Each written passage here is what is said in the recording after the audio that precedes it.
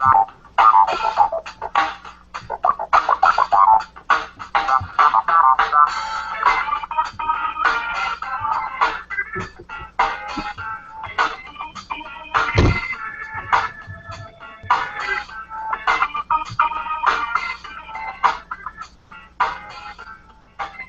right, welcome to the Chi-Town Fantasy Basketball Podcast once again. I am Smokey Rivers, and as always, I am joined by Daniel Favela. Say hi, Danny. Hey. Nathaniel Viets Van Leer. Yo! And the one, the only, the big uncle, Tommy Phillip. Can we call him that from now on? I like that. It's not bad, uncle. Big uncle. Welcome back, Tommy. We missed you last week, but Glad to be back. you got to do what you got to do sometimes. You were just taking care of the little ones before we hopped on the air. How are they doing? They're wonderful. They're about 2 pounds short of where they need to be, so I'm feeding them a lot of milk. But they will be there. Future WNBA stars, if I can work on their game a little bit. So, we'll see. I mean, twin girls are the new athlete thing, so you might as well. Might as well roll with it. So, plus my brother needs a backup retirement plan, so that works too. All right. Yeah, we'll be rooting for them when they make it that far. So we're going to talk some fantasy basketball as always. We're going to start off talking about a trade that went down in our league fairly recently. The trade was Karl Anthony Towns for Tyreke Evans. So two pretty different players. You have Towns, the big man, and Evans. He's essentially a point guard. He does qualify at small forward, but he handles the ball a lot. He gets a lot of assists. So we'll treat him as a point guard for our purposes. Nate was actually the team that owned Evans and sent him away and acquired Towns. So Nate, if you could actually start this discussion off by letting us know what was your thinking in doing this trade. Yeah, sure.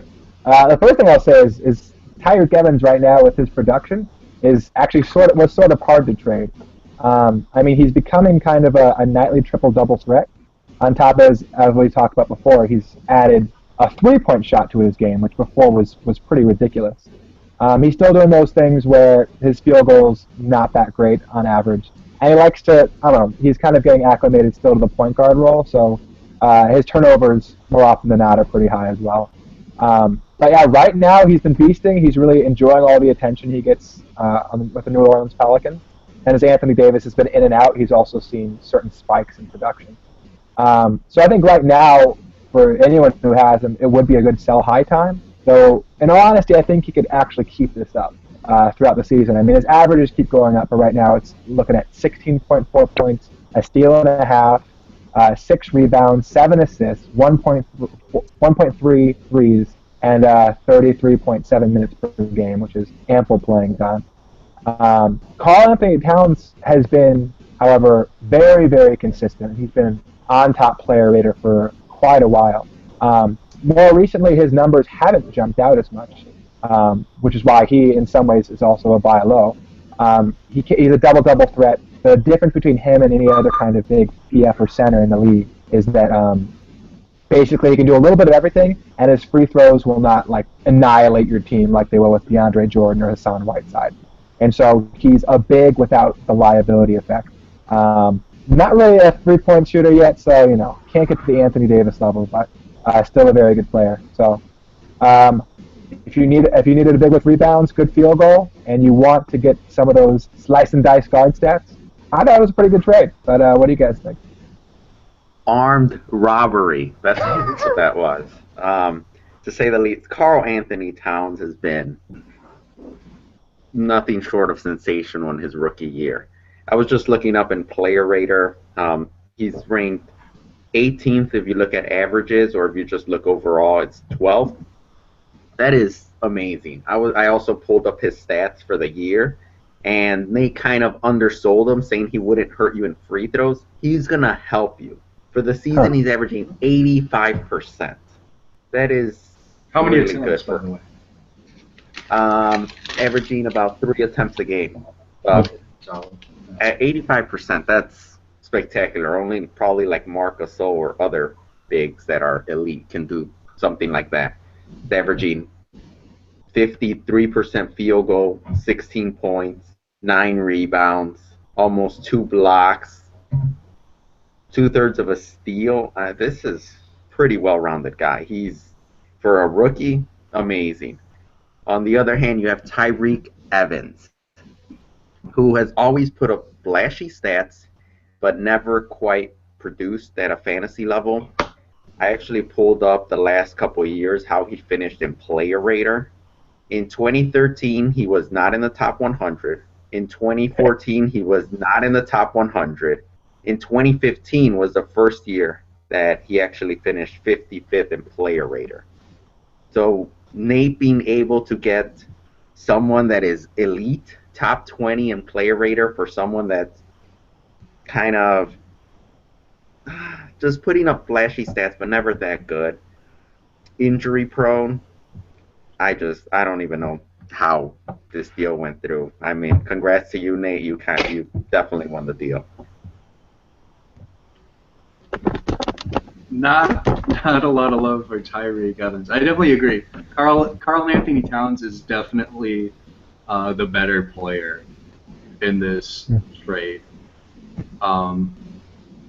It bears mentioning that the team that was acquiring Tyreke Evans is the same team that had Eric Bledsoe, lost him, and then acquired Jarrett Jack a few days after losing Eric Bledsoe, only to have Jarrett Jack be out for the year as well.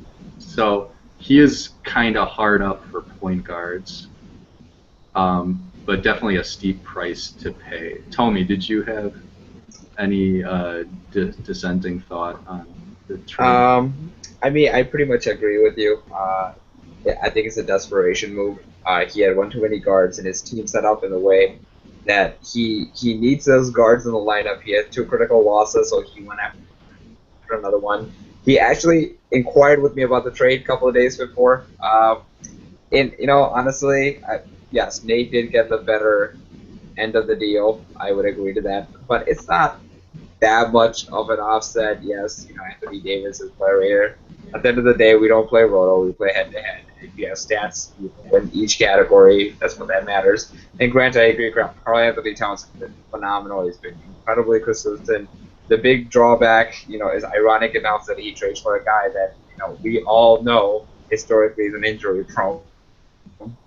So if Tyreke goes down with somebody who injury, started the year out for 6 weeks. exactly. Right. So if Tyreke gets injured, I mean, what are you gonna sit here and say? I told you so. Like that's all you can do. But you should. I guess he was willing to take the risk. But cross up to you, Nate. I think Karl Anthony Towns adds a lot of value to your cat. Not just like Daniel said. Not just does he not hurt you. He actually makes you better in certain cats and gives you a huge advantage across the board. That's huge. Right, and not to oversell how much this trade would make sense for Nate, but he is leading the league in blocks, so he's reinforcing that. He's leading the league in blocks, but it is a weekly league, and there have been some weeks where he's lost blocks, and most of the reason he's winning blocks is because of Hassan Whiteside, who is hurt, who might miss games here and there, or who might just only play 20 minutes here and there, because Eric Spoelstra seems to feel that he doesn't match up very well with certain teams. So having another guy to get up to make sure you win blocks is nice for him. On the other hand, Jonathan, with Karl Anthony Towns, he was competitive in blocks, but without him, he's pretty much punting that category. His next best shot blockers are actually someone who he just picked up off the waiver wire recently, Amir Johnson at 1.3 a game, and then Giannis Antetokounmpo at 1.1 a game. Besides that, he doesn't have anybody averaging over a block a game. So at this point, he's pivoting to punt that category, reinforcing his assists. His assists are pretty good with Tyreke. He also has LeBron, Jeff Teague, DeMar DeRozan. So from that perspective, it did make sense for him to kind of rejigger his team a little bit. But yeah, definitely just an unfortunate situation to lose 2 point guards the way that he did. But the other thing I wanted to ask about Karl Anthony Towns, where do you guys think he's going to get drafted overall next year?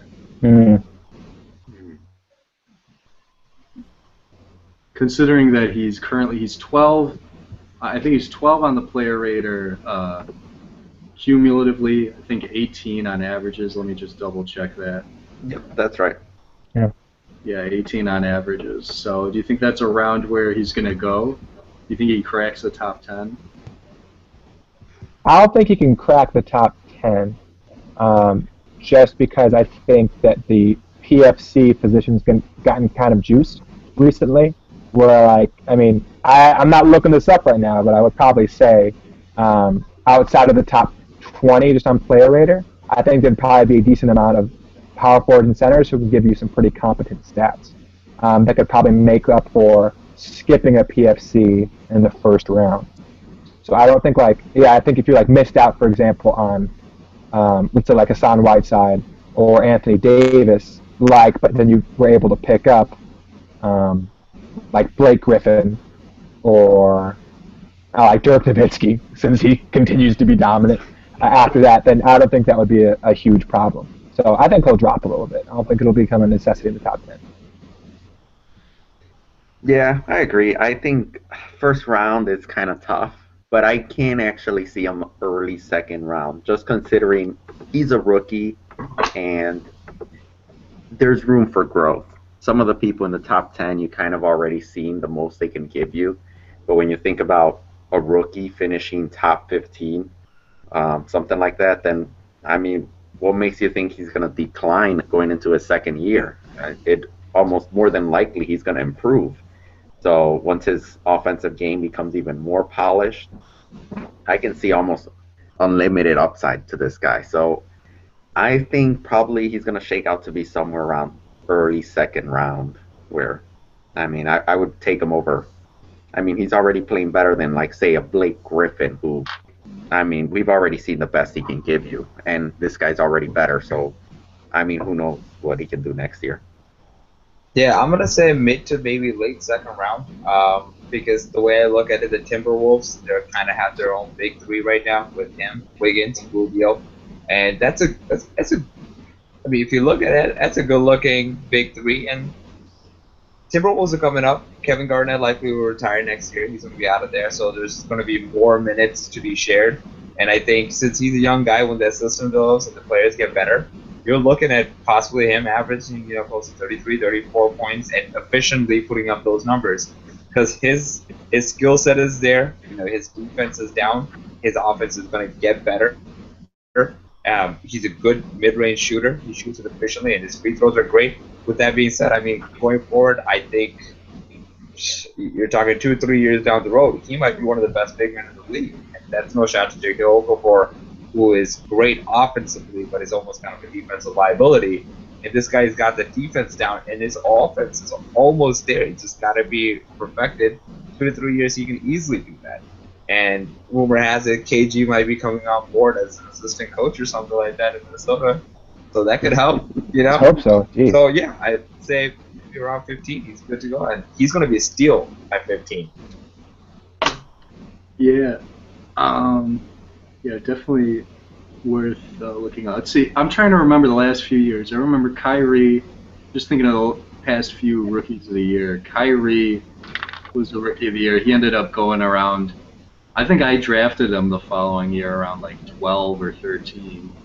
The next year, Anthony Davis wasn't the rookie of the year, but was Lillard? I think, yeah, Lillard was the rookie of the year that year. I think Anthony Davis still went a little higher than Lillard in most drafts.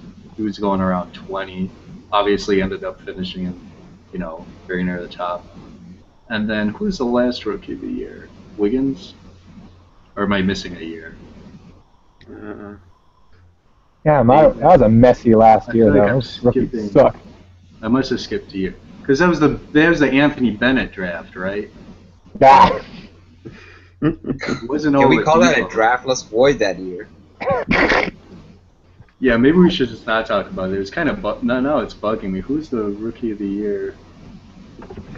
While you look that up, I was just thinking, okay, what do you think, guys? Karl Anthony Towns or Boogie? Who's going first next year? Oh, you know what? That's a pretty fair comparison. Wait, who? Karl Anthony Towns and who? Versus Or Boogie. versus DeMarcus Cousins. All right, calm down. I mean, player rater, he's above him. you have to consider all factors. And Yeah. I mean, just if I knew both of them were going to play in one game, I'd take Boogie every time. But Boogie has had a few injuries. You know, his temperament is not the best. It's kind of a shaky, interesting Come on, situation. Daniel. Well, the other thing with Cousins is that he commits a lot of turnovers, and his field goal is pretty bad now. I think if he's going to keep shooting threes, his field goal it's not going to get over 45% anymore, like it used to be. So that's two areas where In head-to-head, there's one area that I think is very interesting that we don't talk about. So technicals, if you get over 12 technicals, I think it's, you get suspended. yes. And then from there, it's every other technical. You get 1-game suspension. And I don't know, it hasn't happened so much since the Rasheed Wallace days, but what is surprising is, come playoff time in your head-to-head league, you have Boogie racking up those technicals. He misses a game or two. That could be pretty big. That guy, he has to start controlling his temper a little bit. I've seen a couple Boogie games, and one of them just got tossed. 2 quick technicals, he's gone. And tough to have on your team. I owned them 2 years ago, and he definitely missed some games because of on and off the court issues. Yeah, and you have to. The other thing you wonder about is how long for the Kings is Boogie Cousins. Whereas with Towns, you know he's definitely going to be in Minnesota at least another 3 years, the rest of his rookie contract, and I'm sure they're going to try to extend him right away as soon as they can. And you'd have to wonder what he would look like on another team if we would have just the absurd amount of touches that he gets there. But he's 4th currently in the league in technical fouls for the NBA. Boogie, so just category by category, Boogie would probably have the edge in points, rebounds, assists, steals, threes. Towns would have the advantage in probably both percentages, blocks, and turnovers. So. But I mean, what's Depends on Boogie's free throw? Boogie's free throw this year. Last year it was better. It was around 80%. This year he's down to 75%. So probably his true talent is somewhere in between, probably 76, 77 type area. And that's on pretty big attempts too. So that's 9.7. I just want to check what the player rater has to say about that, but 9.7 attempts is kind of a lot. Yeah, that has it as a negative. The player rater has that as a slight negative, but it's still a negative. So it's not a terrible percentage, but it's so many attempts that it's hard to get it back up. If your team is shooting 75% for the week, you're usually going to lose that category. But yeah, I'd say Towns. Yeah, probably. I have him in the same range as you guys. Probably like a 15 overall pick next year, that kind of area. Maybe a little higher, depending on how things go and who suffers a catastrophic injury. Speaking of catastrophic injuries, we have been looking around the league, looking for value in places where people are injured, and we have found that there are quite a few interesting young wings on the Suns, among them Devin Booker and TJ Warren. I have some thoughts on Devin Booker that I've shared before. I'll share them here in a moment. But Nate, what were your thoughts on Devin Booker? Nate and Danny, you guys have actually both owned him for brief stretches this season. What do you have to say for I yourself? currently own him, but Yeah. go ahead, Nate. You picked him up first and then dropped him. Oh, so I go. Yeah, I ended up actually picking up Devin Booker in kind of a weird non fantasy analysis. Um, I was watching I was watching the Brooklyn Nets and I was watching the Suns in separate games, actually on the same night. I just wanted to see how those point guards compared because both of them are in similar situations. If you think about Shane Larkin coming through after the Jarrett Jack injury, and then Devin Booker coming through after the Eric Bledsoe injury. And so both of them are, young guards with a lot of potential, but it takes more than potential to be successful in the NBA. You can't have minutes thrown and still not succeed very well. Thus, you think of waiver wire fodder like Alpha Rukaminu, who has all the frickin' minutes in the world. Sometimes that guy sucks. And when I was watching the two of them, Devin Booker actually had a lot more confidence. He was attacking he was like going straight to the basket. He was going straight at his opponents, some of which were much older than him, much more polished. But he was aggressive and he was confident. He was shooting threes in people's faces, and some of the passes were ill-advised and some of the shots were ill-advised. But he was using the opportunity that was given to him, and so it's because of that I'm assuming that he's actually going to start trending upward. And he had a solid game tonight too, actually, and I'm assuming he's going to keep that forward. Yeah, one of the things I look at when I pick up a player is potential. And in Phoenix, I mean, it was kind of tricky because you have Jeff Hornacek kind of rotating the lineup. You have different starters. Minutes are always getting shaken up. But this guy has potential. He's a rookie, and rookies, I always give them a slight edge when picking them up because they have the ability to turn it up versus somebody that's been in the league 5-6 years. You kind of already know what's the best they can do. It's very rare for them to have a breakout. So I was actually looking at the Phoenix lineup, and you had quite a few of those players that had been in the league a while, hadn't really done much in the past few years. So I really didn't give him much of a chance to do much better.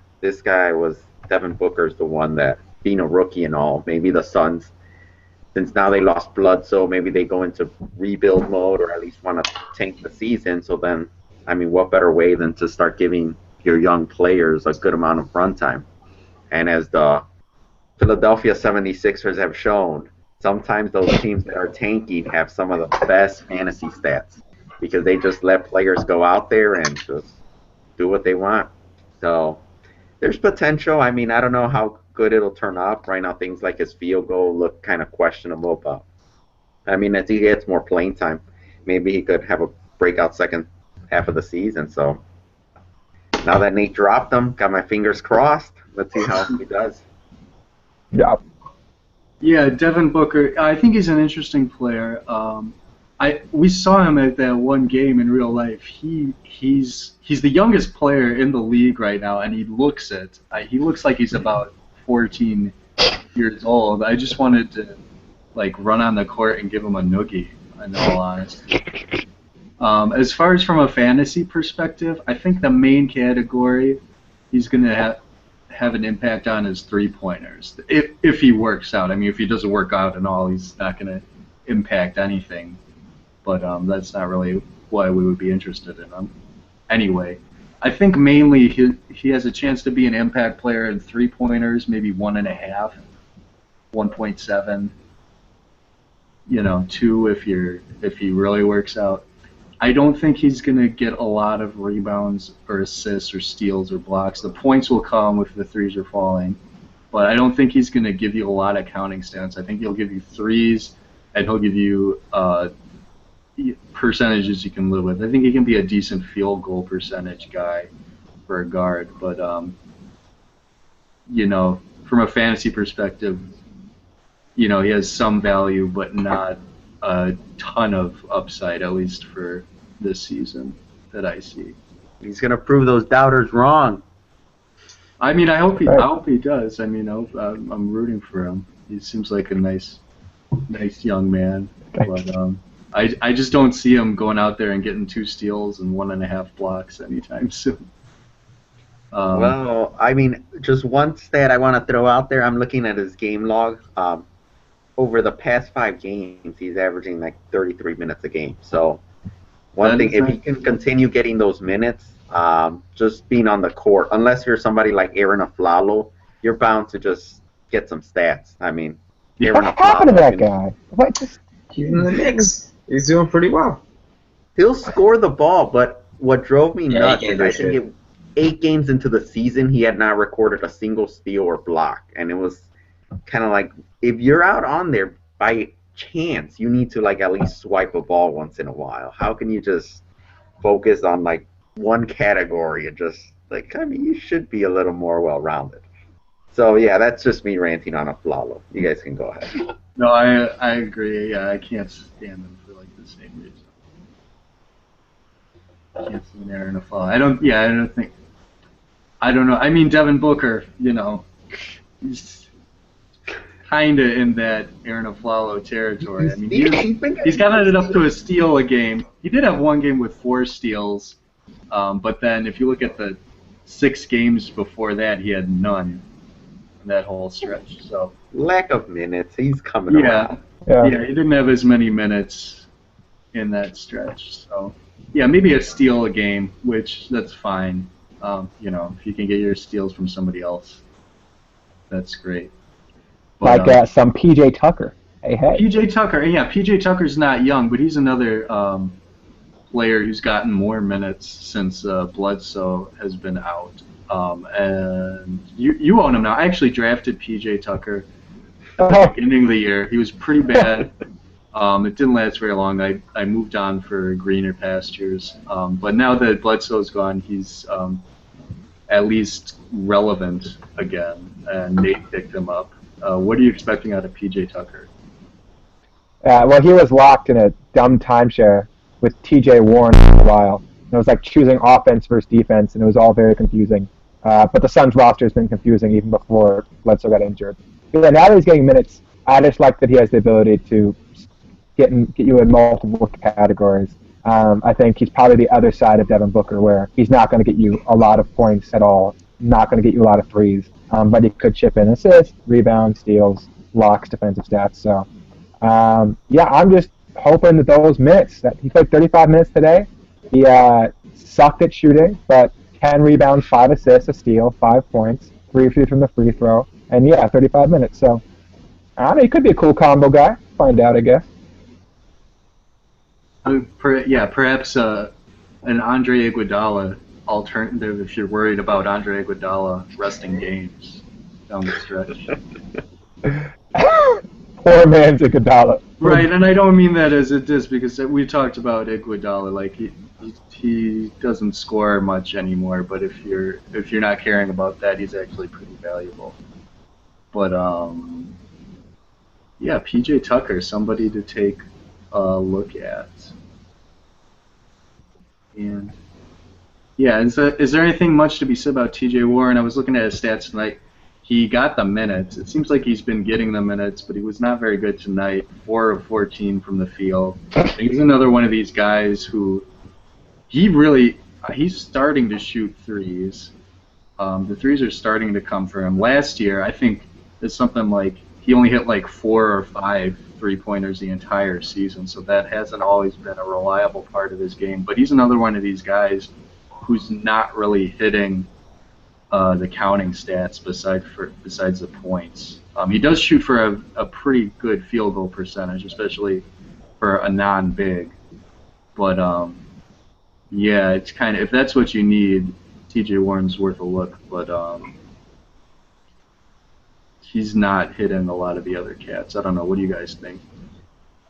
I think he's another one of those Phoenix players that, I mean, I think everybody in our league has been just looking at him because consistently, if you look at the waiver wire and you look at like PR15, I mean, they tend to always have solid numbers, but I mean, they go through their weeks where he'll have like 3 straight games and then you pick him up and then all of a sudden he takes a week off because like these players, I don't know, until Jeff Hornacek gets those rotations straightened out, it's really risky going with any player with the Suns. Even like Devin Booker and PJ Tucker that we talked about. They've been getting minutes consistently, but you never know. I mean, it's been happening all season where Markieff Morris was a starter for a while, then he just goes to the doghouse, and then you don't see him for a while.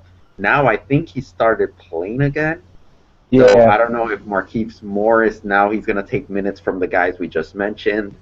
It's kind of very tricky to own a player from the Phoenix Suns. I mean, Definitely Tucker. I mean, Tucker plays the 4 some, so yeah, they definitely overlap a little bit. But yeah, and the thing with the Suns, I think there's a couple of reasons why the rotations are probably wonky. One is that they're just so bad, they're getting blown out a lot. So I think we're seeing a lot of like the garbage time squad coming in, and it just they're getting blown out so much that the garbage time squad is kind of just becoming a legitimate unit. Like we're seeing a ton of like these random guys like Ronnie Price, who just should probably be assistant coaches by now. And then the other thing is Hornacek. I mean, it's been talked to death, but he's probably not long for this organization. And he's either just like throwing everything at the wall and seeing what sticks, or he's totally screwing around and he just doesn't care so much anymore.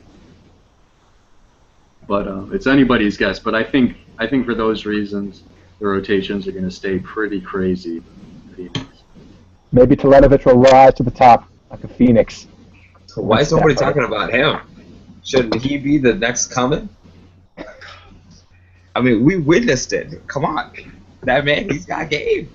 He's got as much as game as Ray Allen in his game. You know, it's Okay. the The Russian Ray.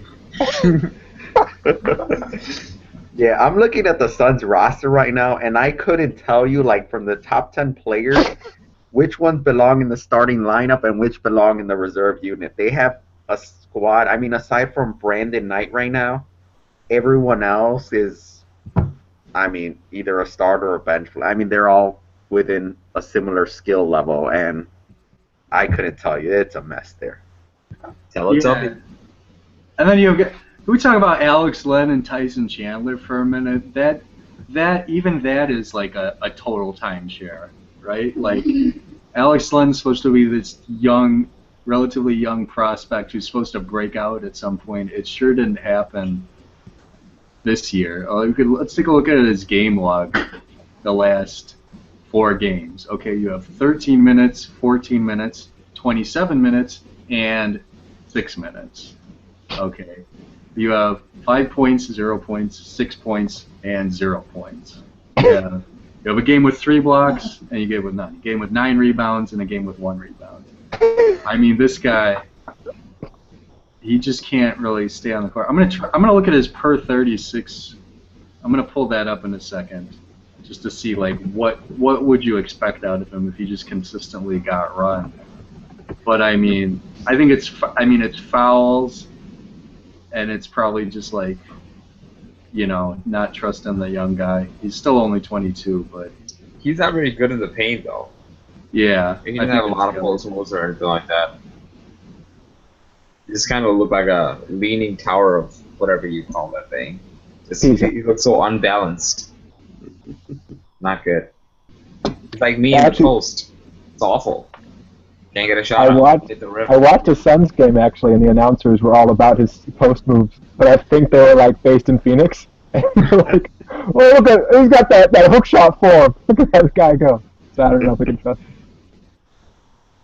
Yeah, I don't know what happened. There was a moment in the season where he was showing some potential, and in one of our earlier podcasts, and I actually endorsed him as a pickup. So, yeah, that was not one of my fire moments. It's okay. We all make mistakes. I said that Zach Randolph was droppable right before he went on this run. So it's just I would in case you took our advice and picked up Alex Len a couple weeks ago, I would say it's definitely way past time to cut bait. By the way, he's actually hurt. He's actually going to be out for the next 3 games anyway. Well, I guess 2 games because it was counting tonight. But who's crying? Oh, good. It's really time to cut bait on Alex And Len. it frees time for everybody. Nobody. Who knows? It's the Suns. I don't even think that's the thing with. I think Tyson Chandler, who I've loved the last couple of years, he's been amazing. I think he. I don't want. I hope he's not done, but I don't think he can play as many minutes as he used to, which already wasn't that many. He was already like a 28-minute a game guy. This year he's only playing 22, and yeah, I just don't think you can. He's decent when he gets minutes. He's a huge rebounder, colossal field goal guy, but I just don't think he gets enough minutes for it to matter these days. Sad. Or went out for Tai. All right, so we should probably rename ourselves the Phoenix Suns Fantasy Basketball Podcast, because that's got to be like the third or fourth time we've spent a decent chunk of time on them. But Hot topic. Yeah. Well, what could be hotter than the sun? Oh gosh. Oh, okay. The San Antonio Spurs, but Yeah. we can spend hours talking about them, so I just gotta throw that I really out there. can't. That's not true. I really can't. I got maybe a minute. Maybe a minute. They're A good. minute. They're I mean, how boring. long does it I'm take done. to Let's say? move on. Yeah, that they're amazing. But yeah, we could talk about the Spurs for a minute as we What? wrap I was things just up. joking. I don't want to talk about it. Not even for a minute. Well, what would you like to talk about before we wrap things up, or should we just call it a night? You know what? I'm going to make one comment, and it's going to be regarding the Bulls. And one of our fellow running teammates, Xavier, put it the best. They're like a box of chocolate. You have no idea what you're going to freaking get. Last time we had one of these, and I was talking about, let's talk about the Bulls. They're on a winning streak. They won 6-7 in a row. They're looking good. They look whole. Then you go, losses back to back to back. I mean, you're losing solid games and you're actually winning 3 quarters and you're just losing them in the 4th quarter. What is going on? I don't get it. It's frustrating. Then you have constant injuries to Derrick Rose. He went down again. He was playing well. That was exciting. It's just they can't close out games, and that's not something that the Bulls were ever an issue with under the Thibs system. They will work hard. They're all about grind out. Yes, every win was a dogfight. But they won. They never lost games because the energy and effort wasn't here. Nowadays, it's like, oh, you shoot all you want, you get a 20-point lead. Come 4th quarter, hey, look, you're down 10 points somehow. God knows.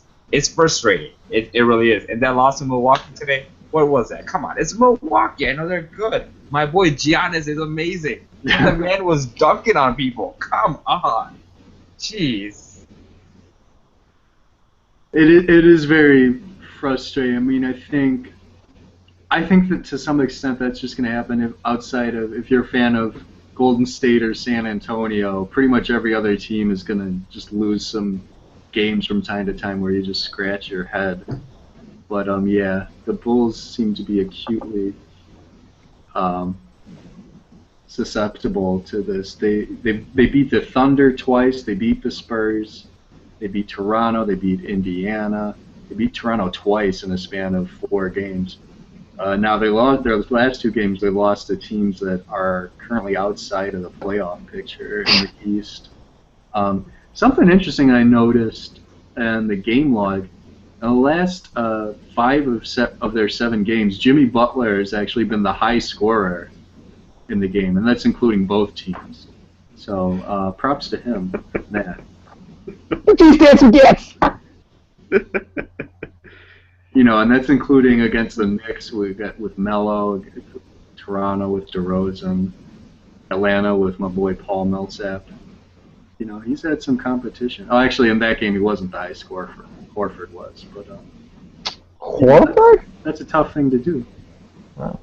Yeah, well, he had 33 and 10 in that game. Well, mean, despite what Jimmy is doing, I don't think he's doing enough, as in, I think he should be more aggressive. never stop going in on this guy. What would be enough? No, I'm just saying he needs to be more aggressive. I don't think you and Derrick Rose should be taking an equal number of shots. You're way better than Derrick Rose. You should be taking a lot more than Derrick Rose. I want even Pau Gasol taking more shots. Like, I mean, I don't like the distribution of shots sometimes on that team. I'm watching the game, and it seems like they're kind of Derrick Rose and Jimmy Butler are kind of sharing, kind of still like co-captains of the team. But no, that time has passed. Everybody knows it's Jimmy's team. Like, I wouldn't mind if he started just being more aggressive and took over. Like, we saw what he can do. That's what I think. The last time I saw the two of them play together, I saw in 3 possessions in a row, Derrick Rose took the ball up the court, went half court, Jimmy's open in the corner, and just like held up his hands, and then Derrick Rose would drive it, and then Jimmy would just drop his hands slowly and just walk on defense. It was just like, I think you got to steal it from Derrick Rose sometimes to get the freaking ball from this guy. I Terrible. don't think that'll count as a steal in the box score. Take it from me, teammate. Give me that. That'd be But here- awesome. I got a comment from what Daniel said. Honestly, I think Jimmy Butler is playing really aggressive. I think he's put in the effort, but sometimes you see the Bulls team and you see Jimmy going for 40 points, 30 points, 28, and he's attacking every single time. It's kind of a sudden reminder of what the whole issue with the Bulls were in the past, which is, essentially you got one player that's playing really hard and you're waiting for somebody else to catch up. Right now it's Jimmy, but before Derek became an injury prone, that was always Derek. It was him going hard all the time and waiting for, he's got nobody else to ball with him. It almost seems like it's a cycle, if you really think about it. And I feel like the same thing's happening with Jimmy. Now Jimmy is an all-star. He's a superstar player. He's playing 40 minutes. He's scoring lights out. He's doing everything. And everybody else is just kind of lingering around, just doing the very minimal. And they're barely winning games. They're not blowing out anybody. And again, Jimmy's like almost run to the ground every single game. So it just seems like the same old problems all over again. You're supposed to have this phenomenal team with shooters and scorers, and we're supposed to be blowing out players or blowing out teams and scoring over hundreds in games, and we're just not doing that. Or even if we're doing that, it's because we're just playing no defense and jacking up every shot we can get. So, I mean, by that count, me, Nate, Brian, and Daniel on the team probably could average like 130 points a game. That we just jack all the shots we get. It's just, I don't know. It just seems like the same old problems again. Yeah. Hold on. I am pulling up right now just to get a accurate comparison of. So right now this season, Jimmy Butler is averaging 15.9 field goal attempts, while Derrick Rose is averaging 15.3. See, that's what I mean. They're very comparable. But Derrick don't make any of them. Derek's missing them all. But one thing, it does bear mentioning, Butler attempts, I think, probably twice as many free throws. Or something. But you're right that they shouldn't be attempting the same number of field goals. Yeah, Jimmy Butler's shooting 6% better field goal wise for the season than Derrick Rose. Oh, that's it? 40 versus 40% for Derrick Rose, 46 for Jimmy. I mean, I think 46 is pretty. That's pretty good. What's Jimmy shooting from three? Not good. Not good. Better than Derek? I know better. Ooh, I have got to plug in my computer before it dies on me. Was it there? We'll pull that up.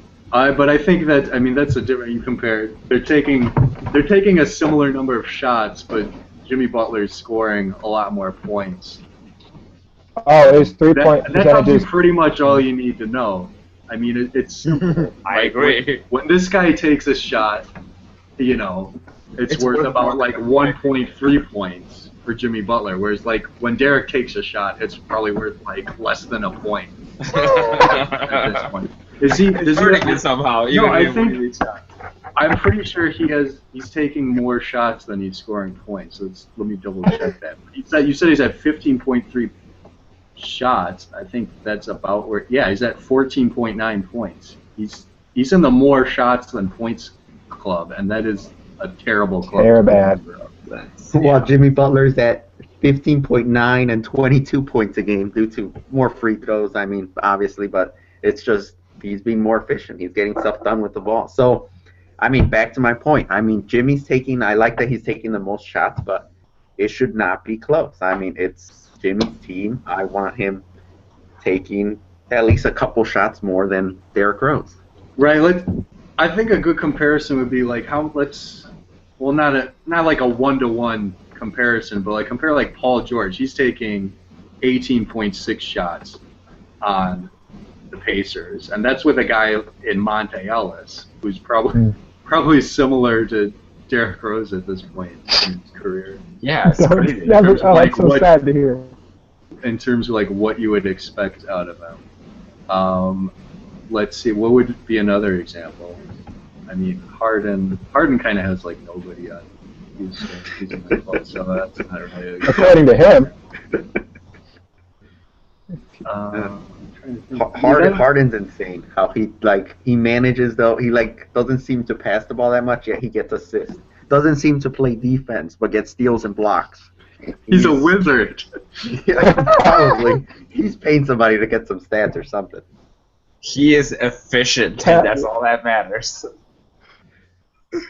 Speaking of efficient, Jimmy is 33% from the 3-point line, so not great. But. Yeah, not great, but not terrible. Like that's fine. That's probably only slightly below average. Yeah. Yeah. Enough of this levity. Any parting thoughts? Oh, here. How about for a parting thought? Would you rather next year? Do you think Jimmy Butler or Karl Anthony Towns will get drafted higher? I'm going with Jimmy Butler. In fact, I think Jimmy Butler might even rise to the top 10 spot easily. It might be even higher. Because I don't know, for some reason, I keep thinking to myself, next year is probably, he's going to be even better. They're going to make some really big changes because it's going to be Derek's final year with the contract. Powell might be out of town. So yeah, Powell is an option, right? Yeah, and he said he's going to shop around. So Jimmy might actually become the man, like Daniel said, and he's going to become the number one scorer. And he might be one of the better scorers in the NBA. He's going to take significantly more shots. If Derek issues continue, you can move a guy, even as how bad as he is, even as atrocious as his contract is. It's an expiring contract. Why would anybody want you can get that moved? And it's possible that they might consider moving him if he's not panning out. So in that case, Jimmy kind of becomes like the LeBron James or the Kevin Durant or the Russell Westbrook of the team, and it's, well, come on.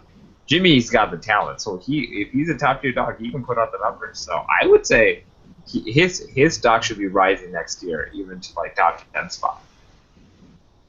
Are we saying Jimmy's going to eclipse LeBron in the draft? Ooh, maybe that's a better question. Ooh, that's interesting. What did you say? Would he rise above LeBron in the draft? Oh, okay, calm down. Let's relax. I didn't open the door for this ridiculous, arrogant conversation. That was just a man for his skill set. Rise above the king? Who rises above the king? I don't understand. Well, I mean, he already went 7th in our league this year, so a lot of people. Yeah. That's because you. You passed. You were drafted at 4, and you drafted some. So don't judge me. I made a wiser decision. All right. Anyway, I think that's a good thing. I think for us to think about for more podcasts is where guys are gonna go next year. I think a lot of teams are gonna have to start thinking about next year. So that's gonna be something we'll talk about more and more. I didn't name any names, but no. But I think that's an interesting thing to think about. Where's a guy gonna go next year? And an awesome thought to end it on was a stat. I didn't get much response from Nate, but I got to bring up his player. Hassan Whiteside had 9 assists when I checked last week for the entire year. We're already almost halfway through the season, or at least maybe like 40% through the season. 9 assists. Yup. You're not counting the passes directly into the basket he's making. So, I mean, that's, Something to think about. Yeah, maybe we should play a reverse fantasy league next year to like get the fewest stats. But until then, this has been the Chi-Town Fantasy Basketball Podcast. Give us a like. Give us a comment to say that you like this. We did get one comment. Did you guys see that comment we got from that random guy? Really? No. I'll show it to you after we go offline. But yeah, there's at least one random person watching. So thanks again for watching, and see you later.